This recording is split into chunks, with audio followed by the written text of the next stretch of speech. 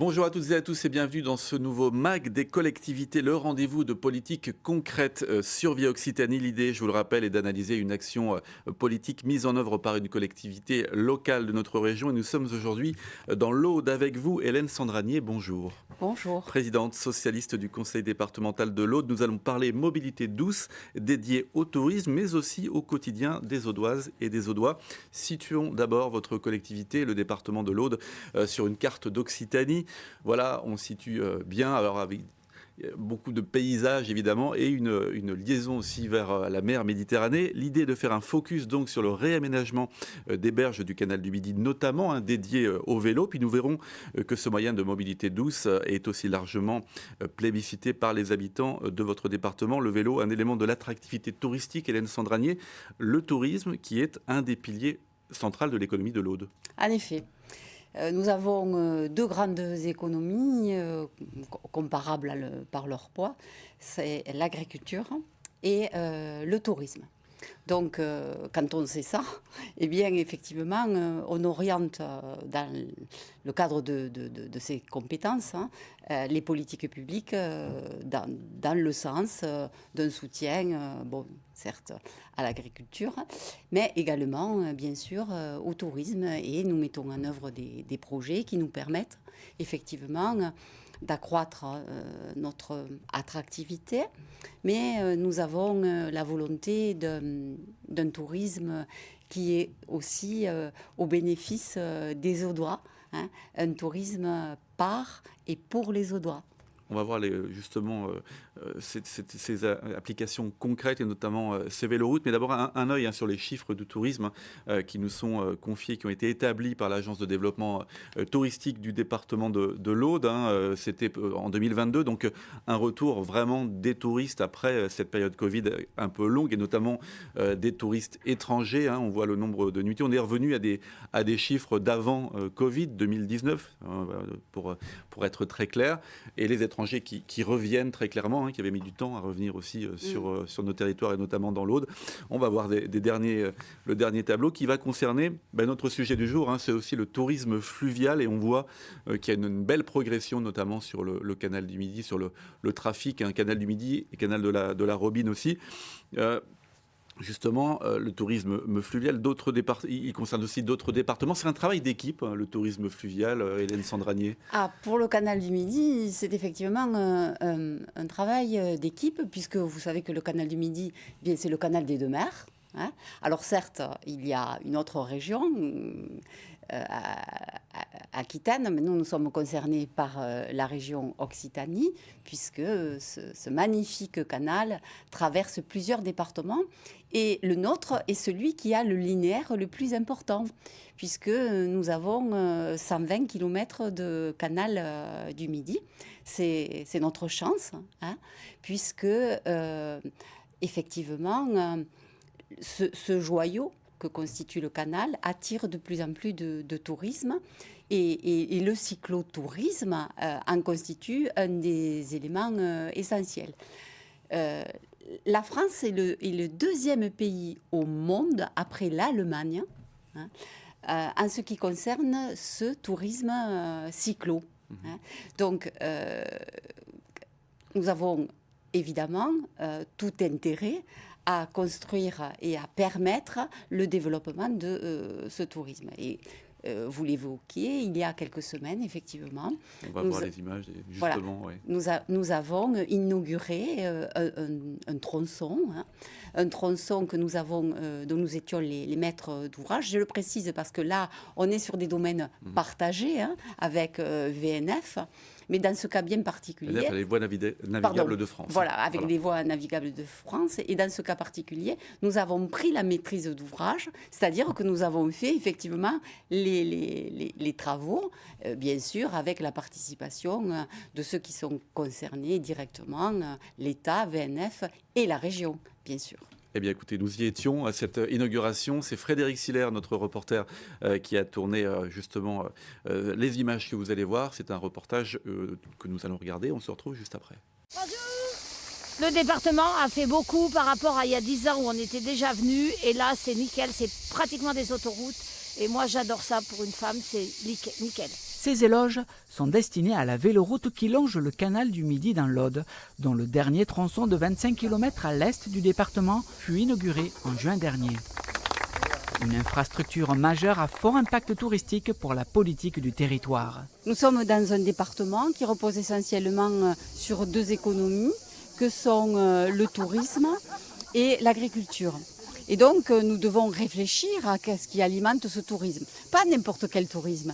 Le tourisme qui correspond aux besoins des citoyens d'aujourd'hui. Et ce canal du Midi, il illustre totalement ces deux dimensions. L'Aude fait aujourd'hui figure de modèle, avec un équipement confortable. Coût total du chantier lancé en 2022, 1,8 million d'euros financés en partie par l'État, la région, les voies navigables de France et par le département de l'Aude à hauteur de 450 000 euros. Si nous avons, ce qui me paraît être clairement le cas ici, des élus engagés, soucieux de valoriser ce patrimoine, de continuer d'autres phases, d'autres tranches de travaux, bref, de poursuivre ces travaux de restauration et de mise en valeur du linéaire, l'État, oui, continuera d'épauler financièrement les acteurs locaux. Depuis plus de 30 ans, l'Aude travaille à l'expansion du tourisme patrimonial. Le classement du canal du Midi au patrimoine mondial de l'UNESCO facilite la mission et devient un atout supplémentaire à toute la dynamique déjà engagée. Il y a eu toute la politique Pays Qatar, la politique maintenant de valorisation des châteaux du Pays Qatar et de la cité de Carcassonne, aussi cette candidature nouvelle au patrimoine mondial de l'UNESCO. Donc, c'est pas nouveau pour nous ce type de développement touristique, mais c'était vraiment dans le prolongement de tout ce qui a déjà été engagé depuis des dizaines d'années. Mais il n'y a pas que le département qui voit d'un bon œil cette croissance touristique. Créée en 2022, la société Big Up Cycling propose des locations et balades à vélo en pleine nature. À court terme, elle espère que cette véloroute lui apportera de concrètes retombées économiques. On espère que ça puisse nous ouvrir à développer d'autres services, à devenir un acteur aussi du département dans le sens touristique du terme et pourquoi pas proposer d'autres activités en lien avec le vélo, peut-être sur un rayonnement un peu plus important puisqu'on fait aussi la livraison des vélos sur les ports du canal du Midi ou en direction des gîtes. Donc peut-être que la valorisation de cette partie du canal du Midi, elle peut être intéressante pour nous. Dites-moi monsieur, est-ce que je risque ma vie en montant avec ces trucs-là ? Non, je pense pas. Bon, très bien. Quoi de mieux pour valider un projet que de le tester par soi-même ? Voilà. Après un aller-retour de quelques minutes sur la voie par les principaux acteurs du projet, qu'en est-il des impressions ? Emballé. Le paysage est magnifique, une ambiance, un calme, de la quiétude, un rythme de vacances, c'est magnifique. Magnifique, Alessandra Agnier, vous confirmez, expérience concluante? Expérience très concluante. Bon, beaucoup de choses ont été dites, effectivement, dans ce reportage. Ce que j'aimerais aussi qu'on en retienne, c'est que dans notre vision du développement touristique, effectivement, le bénéfice, vous le comprenez, pour les Audois et pour nous et les Audoises, une donnée essentielle. Parce qu'en fait, il s'agit effectivement, à partir de ce linéaire, de construire des itinéraires, entre guillemets, de rabattement. Hein. Il faut construire effectivement autour de ce canal des activités qui permettent aux Audoises et aux Audois de vivre. Alors évidemment, spontanément, on pense à l'hébergement, à la restauration, mais pas que. Vous avez vu Dans le reportage. Dans le reportage, voilà. Et c'est tout ça qu'il faut construire. Il y a, si on veut parler très basiquement, mais c'est une réalité, un séjour d'un cyclotouriste, c'est 68 € par jour de dépenses. Bon. Et sur ces 68 € par jour, 70% sont consacrés à la restauration et à l'hôtellerie. Voilà. Une Donc, vraie économie. c'est une vraie économie, voilà. Et il y a, comme j'ai pu le dire, la magnificence du lieu, bien sûr. Ouais. Mais il y a toute cette économie qu'on veut vertueuse, qu'on veut durable. Hein. On veut pas...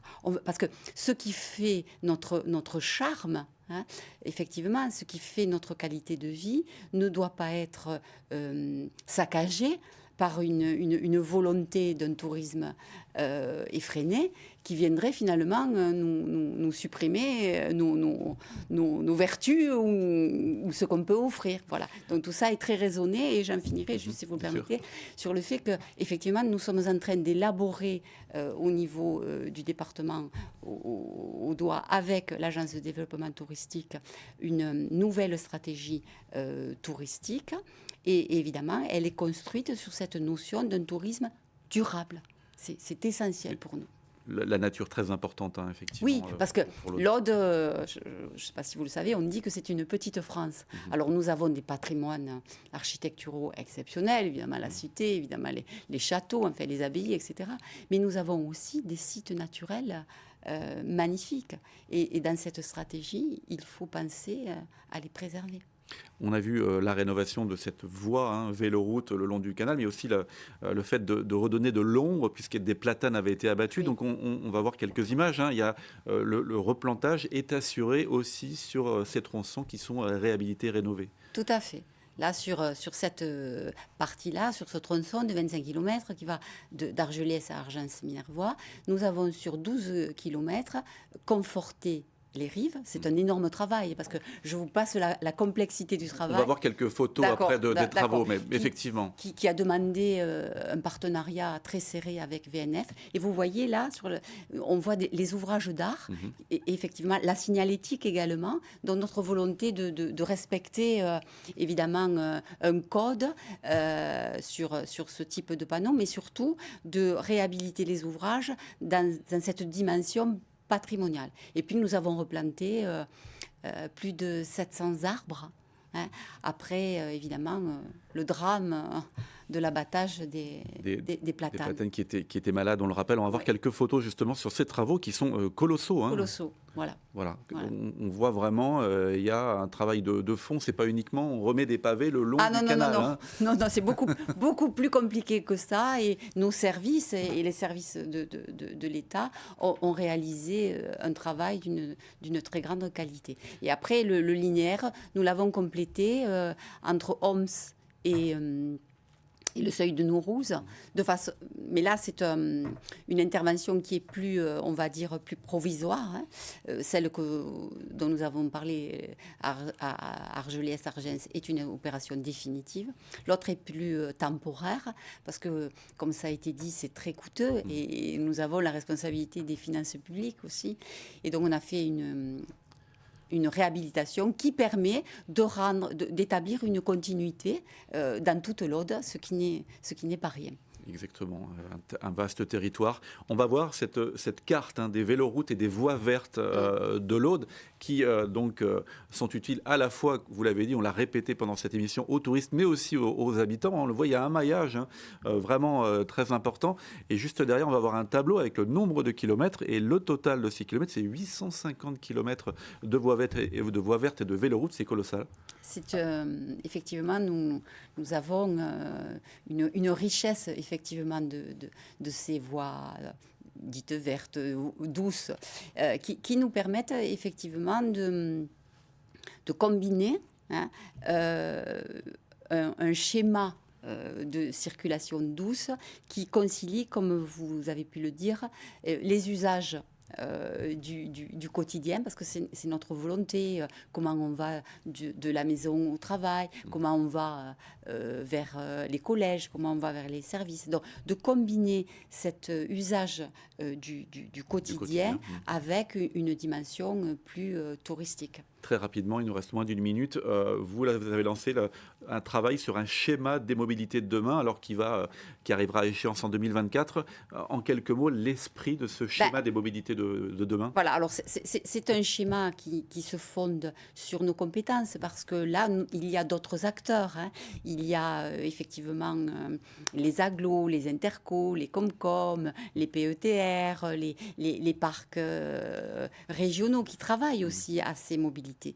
Nous pensons un schéma qui se veut effectivement un schéma où on va pouvoir aller chercher notamment des services ou du moins des fonctions autour de publics plus précaires, où on va aller regarder les aires de covoiturage, où on va aller voir aussi, parce que ça c'est un sujet, la question de l'accès au site.